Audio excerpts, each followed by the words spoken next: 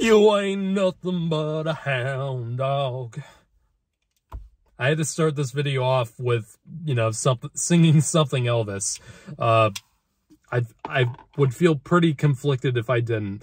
I'm very sorry about that. And you know what I'm reviewing tonight. Here's my video review for Elvis.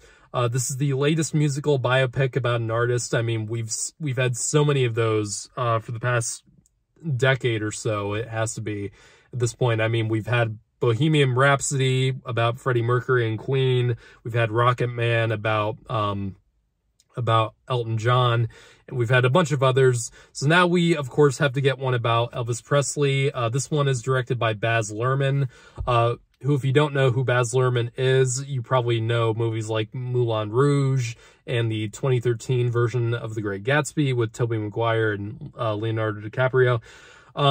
Films that, regardless of what you think about them, I mean, he's directed some very divisive movies across the audience. I mean, you either love this guy's work or you hate it with a passion. I myself am not that big on Baz Luhrmann. In fact, I find his style really annoying most of the time. I just can't get into that frenetic and completely insane editing style of his, and his incessant use of crazy transitions and all this batshit like camera work, and the way he directs actors a lot of the time annoys me too.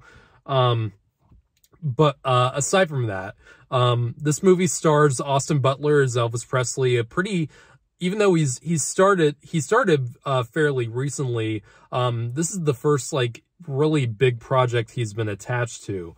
And he's Elvis Presley, of course, and you know, if you know the general story about Elvis Presley, you know, he grew up pretty poor among the black community.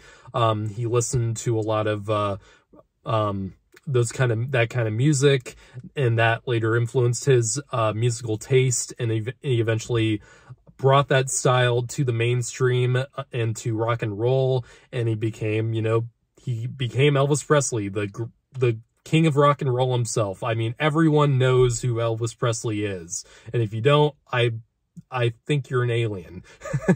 And of course, Tom Hanks plays Colonel Tom Parker, who is basically the narrator of the story, and a lot of the movie is told from his perspective, and he's been historically speaking, and in this film as well, he really is kind of the villain of the story, because he was the one who kind of abused Elvis's image.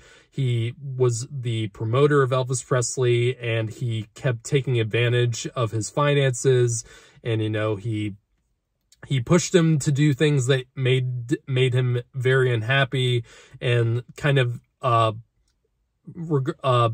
in some ways influenced his choices later on in life, and to his tragic death. It's kind of interesting that this movie takes his perspective, because it's not straight narration like some other movies would do, where it's kind of what's the word I'm looking for? It doesn't really take a side most of the time. Narration does. The narration in this movie is very much from the villain side of the story. You know, what he thinks Elvis should have done, and the mistakes that he thought Elvis did later on in his life, and what he thinks were his mistakes, and which led to his death. And some people will not get into that. I know some people in my audience walking out when the movie ended, I heard some people say they didn't like how so much the movie was dedicated to this Colonel Tom Parker character, and they wish the movie was more about Elvis's perspective. And that's certainly something that is a reasonable argument to make, and a reasonable criticism. And even myself, starting out, like in the beginning 30 minutes or so of this film, and it's a long movie. I must preface that this is a very long movie. It's 2.5 hours, and a lot of these movies are kind of long, these musical biopics, but this is probably the longest I've seen, at least in the really big ones.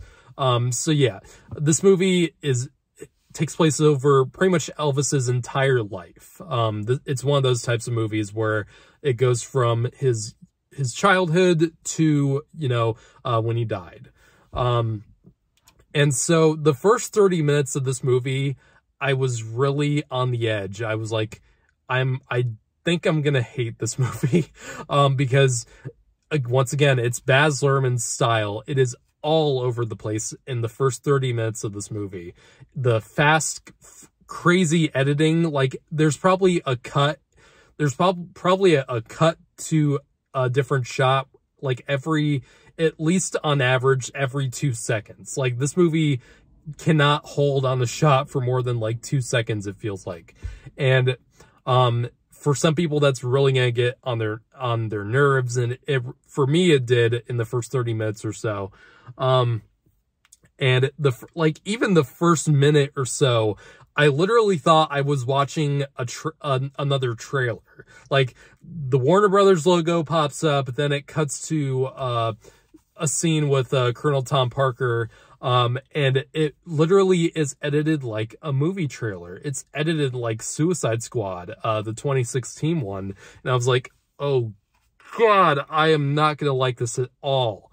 And for the first 30 minutes or so, it was doing that. And I was really not into it. I was really I was annoyed once again by Baz Luhrmann's refusal to follow the basic, film rules that most movies follow.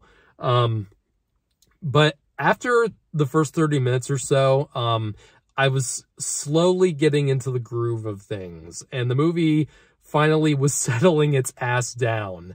And thank God, because overall, I'd say I actually really enjoyed the movie. I thought it was a lot of fun.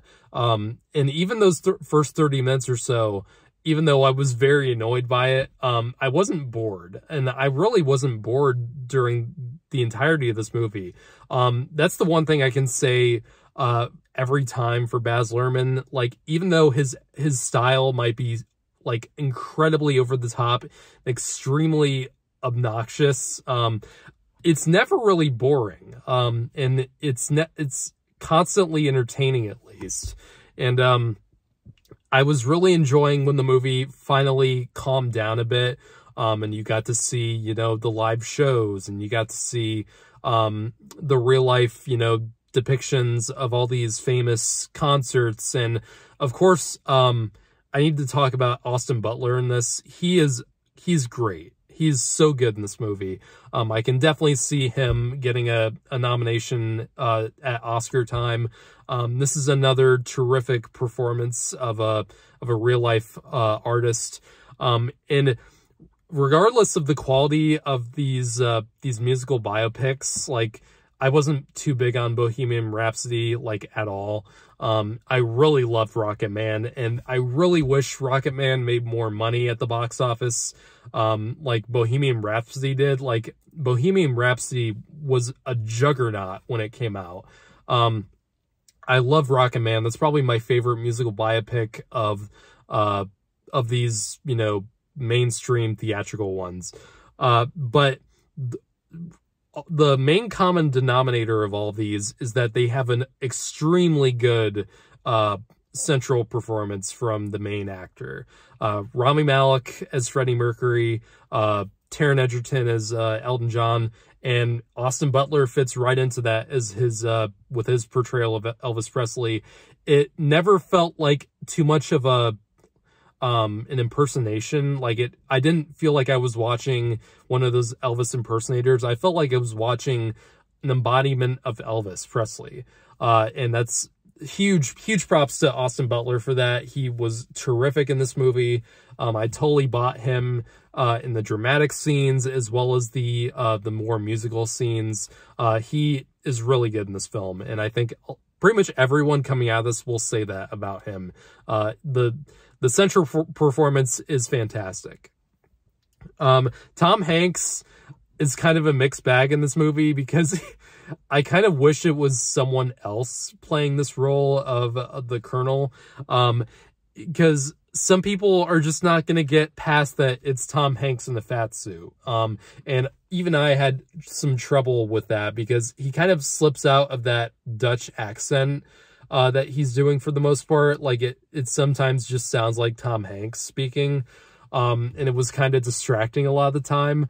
But he's still Tom Hanks. He's still, even when he's not at his best, he's still doing a good job for the most part. It's just that it's just that you might not be able to get past Tom Hanks in this performance. But still, the movie had a good pace to it at the first 30 minutes or so. I was really enjoying a lot of the direction finally. Like this is probably the most restrained Baz Luhrmann movie I've seen so far in terms of the style. Like it's really nice to see, and it's interesting to see how these real life events are depicted in it. It's not nearly, my main gripe with Bohemian Rhapsody was that it just felt like it was literally just clip notes of like Freddie Mercury's life. This one, not so much. It felt like it had a vision to it. It was a consistent vision. And it was flashy, but after a while you kind of get used to the flashiness. And, like I said, it's consistently entertaining. And I do recommend seeing this in the theater, especially, of course, if you're an Elvis Presley fan. I feel like a lot of older crowds are gonna get into this movie quite a bit. If you're, a music fan, of course. If you're looking for a more normal biopic, you're probably not going to get that out of this movie because it is over the top. It is very flashy. And some of the editing choices, par for the course for a Baz Luhrmann movie, are very, very questionable. But overall, I'd say I had a really good time watching this. I'm going to give this a 7.5 out of 10. Really enjoyed it.